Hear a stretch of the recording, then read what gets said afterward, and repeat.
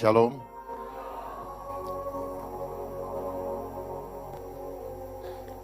Saya susah mau cerita dari mana karena panjang sekali.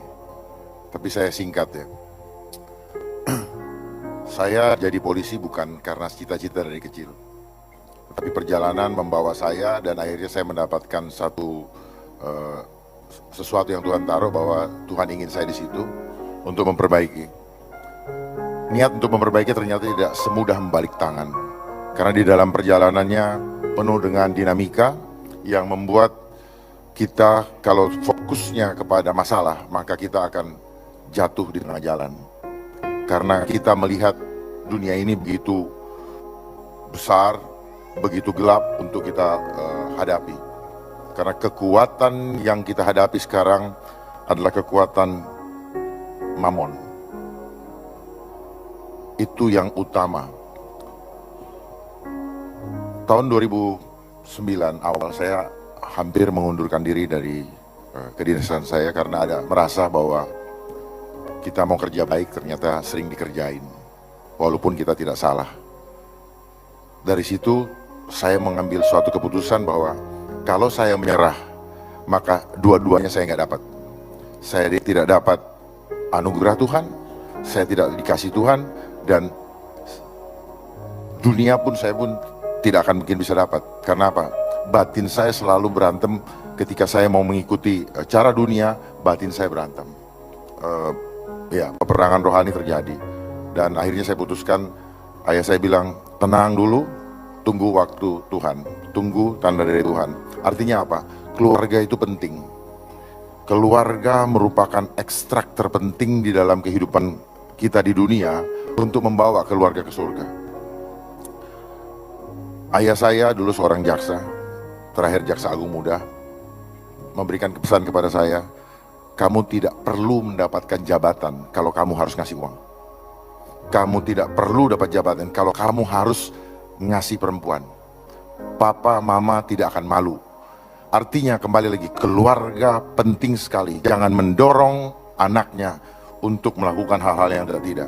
Seringkali lingkungan mengatakan, Bapak sekarang ada di mana? Selalu nanya jabatan, selalu nanya posisi. Ya. Jadi dari situ saja sudah terbangun bahwa mindset orang melihat kalau orang punya jabatan. Dan sejak saat itu saya tetap berjuang dan akhirnya saya tidak jadi mengundurkan diri dari kepolisian karena ada Tuhan taruh di dalam hati saya. Kalau saya dari luar sulit saya untuk memperbaikinya dan sulit saya juga untuk menyuarakannya. Karena saya menjadi tidak tahu apa yang terjadi di dalam. Singkat cerita, akhirnya saya 8 tahun di pangkat AKBP, kalau di Angkatan Darat itu Letnan Kolonel. Dan selama 8 tahun selalu dijegal kalau naik. Dan setelah itu saya sekolah pun banyak dijegal. Dan saya beberapa kali ikut seleksi KPK juga. Tahun 2000 pangkat masih AKBP, Kombes. Itu juga banyak dijegal, hampir lolos tetapi waktu itu ada intervensi dan sebagainya. Nah, tahun 2012 saya ikut sekolah, 2014 saya ikut sekolah Sespimti dan setelah lulus, tidak lama kemudian, 6 bulan kemudian Tuhan angkat saya jadi bintang 1. Dan dalam waktu 3,5 tahun, puji Tuhan sudah bintang 3. Itu hanya semua kemurahan Tuhan. Tetapi di dalam proses itu pun tidak semudah yang orang lihat. Ya, terakhir waktu pas mau naik bintang 3 sendiri ada demonstrasi yang demonstrasi kuasa Tuhan yang Tuhan perlihatkan dan saksinya adalah Pak Geren. Karena jam 7:30 pagi sebelum dipanggil presiden, saya minta Pak Geren, Pak Dautoni, ayah saya, Pak Jack untuk membantu mendoakan karena nama saya hilang dari list untuk dinaikkan bintang 3. Dipanggil presiden tidak ada. Tetapi jam 10:15 ada yang WA saya bahwa saya gagal untuk ikut dipanggil presiden. Saya berserah dan jam 10:20 ada telepon dari istana, berhasil. Saya segera berangkat, ditunggu jam 11:30. Dan itu luar biasa karena Tuhan demonstrasikan betapa ketika kita mengandalkan Tuhan itu seperti begini. Setiap hari fokus ke Tuhan aja. Karena ketika kita fokus kepada yang dunia, maka kita selalu takut. Kapan dunia ini mulai takut? Kapan dunia ini juga mulai sombong? Ketika ada bank. Perhatikan deh, ketika kita selalu mengandalkan saving, kita pikir hidup kita bisa di-saving oleh bank tadi. Angka-angka itu menunjukkan harga diri kita. Angka-angka yang ada di bank itu menunjukkan kesombongan kita. Walaupun kita sekarang ada di gereja ini, tapi mungkin kesombongan kita ada. Tetapi kekhawatiran kita juga muncul ketika angka-angka itu kita perhatikan.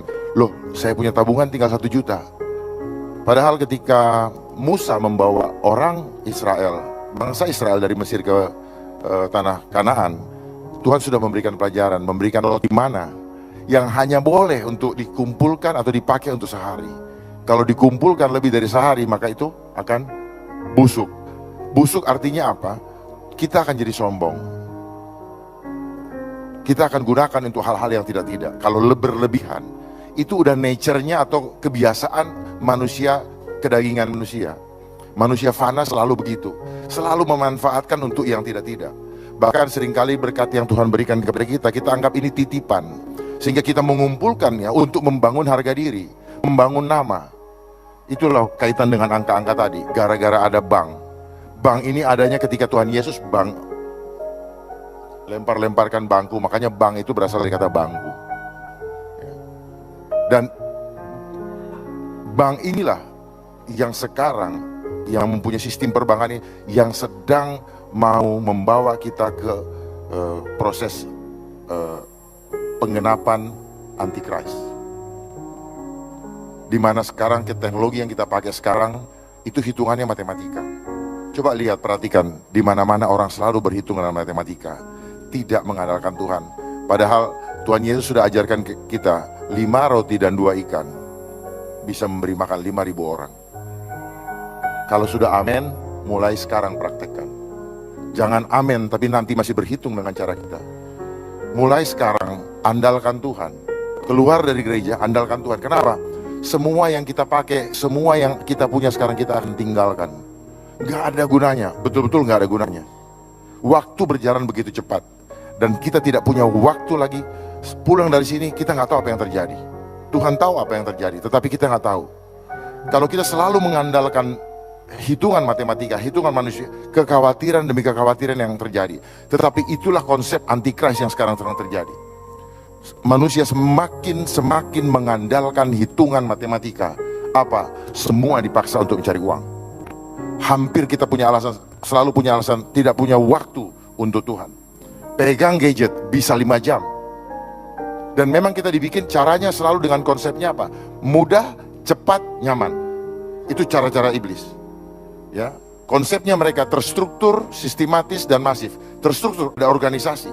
Mereka bergerak di mana-mana, termasuk radikalisme. Itu adalah cara daripada antikris. Ya, termasuk krisis ekonomi. Kita dibikin takut.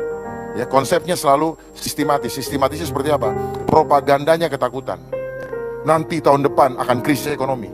Nanti tahun depan atau 2 tahun lagi akan habis minyak.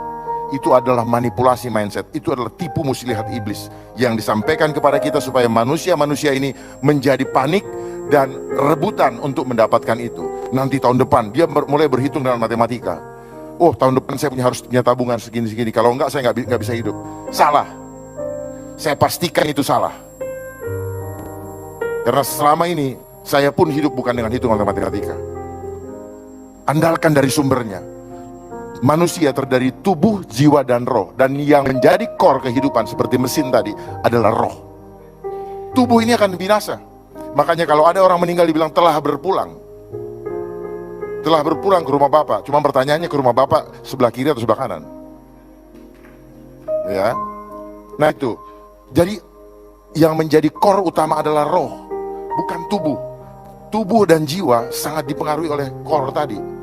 Di dalam, makanya dibilang kuduskanlah tubuhmu. Karena di dalam tubuh kita ini ada sel-sel yang connect dengan Roh Kudus. Connect dengan kuasa atau gelombang energi dari surga. Itulah yang menghidupkan kita sekarang ini. Bukan makanan. Makanya dibilang manusia hidup bukan dari roti dan daging, tetapi dari firman Allah. Kenapa? Firman itu yang connect ke atas. Itulah yang membuat kita hidup. Rupanya begitu, saya juga baru tahu kenapa saya harus sampaikan ini. Jadi ke depan nanti ini kita dalam proses globalisasi untuk masuk ke Antikris. Wahyu 13 ayat 16 sampai 18 akan sedang berproses. Kenapa? Dengan adanya iman kita sekarang dipaksa untuk membayar pakai itu. Lama-lama sudah tidak kehilangan uang. Uang kertas sudah tidak ada, dan kita akan dikunci menjadi robot-robot hidup, bukan manusia lagi.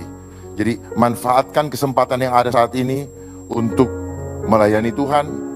We have no time anymore. Waktu kita sudah sangat dekat. Jangan dipikir masih 20 tahun lagi, jangan. Berpikirlah bahwa tinggal tahun depan. Berpikirlah tinggal besok. Supaya kita sungguh-sungguh. Hari ini saya tiap hari dapat serangan kuasa gelap. Tetapi itu menggiring saya bahwa tidak ada dokter, tidak ada tabib yang agung, hanya Tuhan saja yang bisa menolong saya. Betul-betul ini, saya punya punggung sampai datang tadi, itu ditusuk-tusuk seperti ribuan jarum nusuknya. Hampir setiap hari, yang mau dihantam adalah jantung saya. Saya harus bersaksi sini, jantung saya. Dan sewaktu-waktu bisa hilang. Tetapi itu membuat Tuhan menggiring saya, bahwa satu-satunya yang kau bisa andalkan hanya Tuhan. Nggak ada yang lain. Sekali-sekali Tuhan tidak akan pernah membiarkan kita. Sekali-sekali Tuhan tidak akan pernah meninggalkan kita. Serahkan, rendahkan diri kita di bawah tangan Tuhan yang kuat, dan Tuhan akan mengangkat pada waktunya. Serahkan juga kekhawatiran kita setiap hari ke dalam tangannya, karena hanya Dia yang bisa menolong kita. Manusia bisa mereka-rekakan jahat, tetapi Tuhan selalu memberikan. Tuhan tidak akan pernah, akan selalu mengangkat kita menjadi kepala, bukan ekor. Kita akan selalu naik dan tidak pernah turun. Lakukan itu, imani itu di setiap bagian kehidupan kita, pekerjaan kita. Jadi tukang sapu, jadi satpam, jadi apa? Jadilah agent of change of Christ.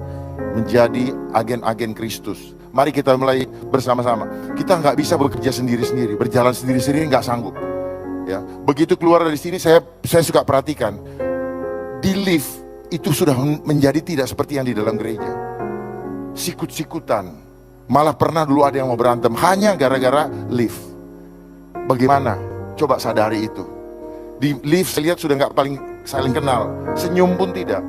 Mari mulai lemparkan senyum-senyum. Mari mulai jangan terpengaruh dengan gadget-gadget itu. Kalau ada itu berikan komentar yang memberkati. Di sini peperangan rohani. Gadget ini melemahkan tubuh manusia dengan dua cara, kontennya satu, kemudian gelombangnya. Gadget ini punya kekuatan magic, hipno elektromagnetik. Nanti saya bisa buktikan bahwa hipno ini bisa melemahkan sel-sel tubuh kita. Apa yang dihancurkan? Struktur DNA dari tubuh manusia, lalu dia merusak membran sel menghasilkan hormon-hormon negatif, hormon-hormon beracun atau enzim beracun, dan dia akan mempengaruhi mindset manusia. Itu yang dilakukan. Jadi sistemnya adalah selalu propaganda ketakutan. Itu ISIS itu juga buatan. 9/11 juga itu buatan. Itu buatan daripada Antikris. Terus kemudian kayak krisis segala macam, demo apa segala. Jadi semua itu adalah buatan. Supaya apa? Ujung-ujungnya ada uang. Setiap ada hajatan selalu ada panitia. Setiap panitia selalu butuh anggaran untuk melaksanakan. Jadi itu caranya. Semua larinya ke uang. Sekarang kekuasaan yang dikejar semua uang. Orang berantem semua karena uang. Karena itulah ciri-ciri manusia zaman, cinta akan uang. Cinta akan uang adalah sumber dari segala sumber kejahatan.